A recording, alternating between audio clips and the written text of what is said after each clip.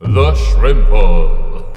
Can I make an air-driven filter which is also the perfect environment for breeding shrimp? I have no idea if this is going to work, but here we go anyway. You see, I've had this idea going around and around in my head ever since watching a video from Goliad Farms last year, where Charles was going through all of the ponds and lifting out these cichlid hotels, as he calls them.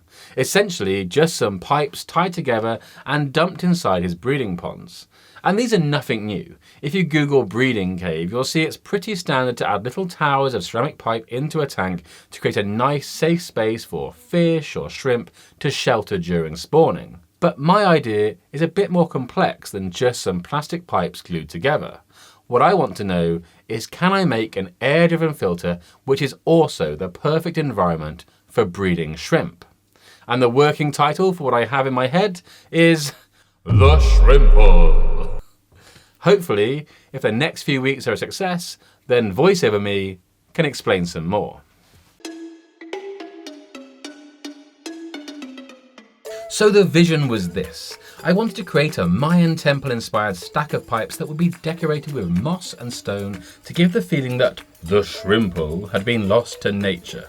This is created via stacking and gluing a whole bunch of 4cm plastic plumbing pipe, which gets progressively shorter as it stacks and is flat at the back so it can go straight up against the glass.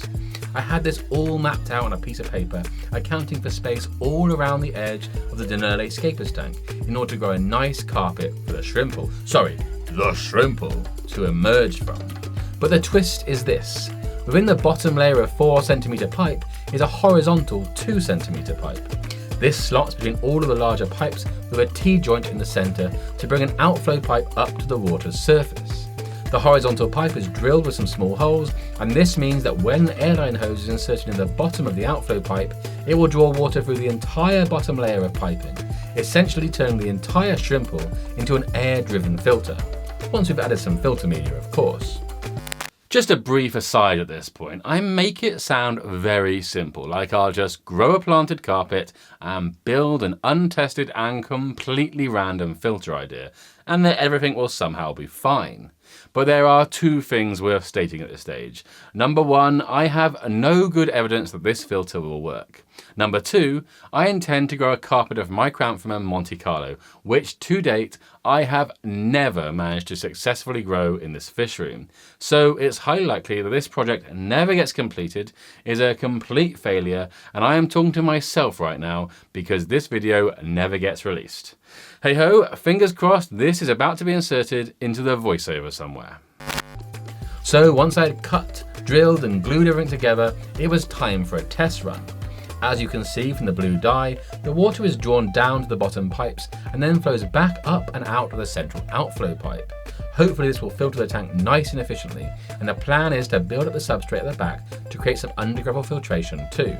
Fingers crossed this basic DIY filter will actually cycle the tank. With the Shrimple filter sorted, it was time to start scaping. Like I said, I want to create an effect of an ancient temple that's all overgrown with just small bits of the stone still visible. So I unraveled a whole bunch of Marimo moss balls and began to cover the Shrimple in a mix of Marimo and small shards of cerustone using superglue. Already it was starting to feel quite impactful. You could see the stone temple begin to emerge, and I tried to maximise the use of cerustone on the corners to give the impression that each platform was indeed made of stone and not just some cheap plastic pipe. The final flourish of the Shrimple was to add a mixture of Christmas moss and some moss native to the UK, which I lifted from a well of a medieval Welsh castle. In addition to these mosses, I added cuttings of Bulbitis huguloti, Cryptocoryne parva and Bucephalanda caffrinae. Before putting the Shrimple in the tank, the final task was to fill the bottom pipes with loads of filter media. I just used a mixture of cycled biological media, but you could also add sponges and filter floss for additional mechanical filtration if you wanted, and simply remove these with a pair of tweezers during maintenance. That said, I'm going to try a more basic approach and see if building up the gravel at the back will create sufficient aerobic filtration within the gravel to break down organic waste. Given that this will be a shrimp tank, I'm pretty confident it will be fairly low maintenance anyway. And that brings us on to the final stage of the build. I added a mixture of JBL Monado and Denole Scaper soil to the tank, with the Monado primarily at the back of the tank, since I've had great success using this substrate with undergravel filters in the past. I then planted the entire floor with Micranthemum Monte Carlo and added a final flourish of cerastone shards as if they had tumbled down the Shrimple. And as predicted, this is when everything started to go wrong. Honestly don't know why I hadn't learnt my lesson with Monte Carlo. I've always struggled to grow it in my tanks, even though I use CO2 and dose fertilizer daily with the estimative index routine. But despite doing everything right, the Monte Carlo was refusing to grow. What made it worse was that the moss was absolutely thriving in this environment, growing extremely fast and making it incredibly hard work to maintain. There were points during this build when I very nearly gave up, because I just had a tank that was almost entirely covered in moss and the trimming was becoming relentless. Basically, I had moss singing solo and Monte Carlo playing backup.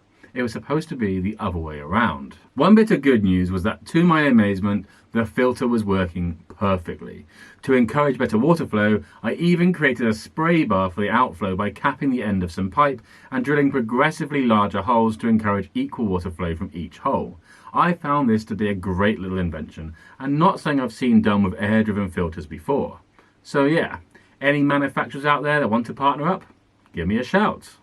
Anyway, the cycled media had kick-started the filter really quickly, and within 5 days I had a healthy environment for shrimp. So after a couple of weeks, I visited a friend who had loads of Blue Dream shrimp and brought them home to become the first inhabitants of the Shrimple, along with 3 yellow shrimp who had previously been in another tank. The mad thing was, within 5 minutes they were breeding. Perhaps this was going to be the perfect shrimp breeding tank that I'd imagined after all. Well, if I were a shrimp, I think this might be my idea of paradise for sure. Moss everywhere. 35 little caves to explore and find sanctuary in. A beautiful carpet of Monte Carlo, admittedly with the inevitable bit of moss hiding there too, and over 100 shrimp friends from 5 different generations to share it with. These shrimp just keep breeding and breeding and breeding. I didn't think it would be quite as successful, if I'm honest. So when you come up with a crazy idea, give it a go. It might just be the next Shrimple. Sorry, Shrimple.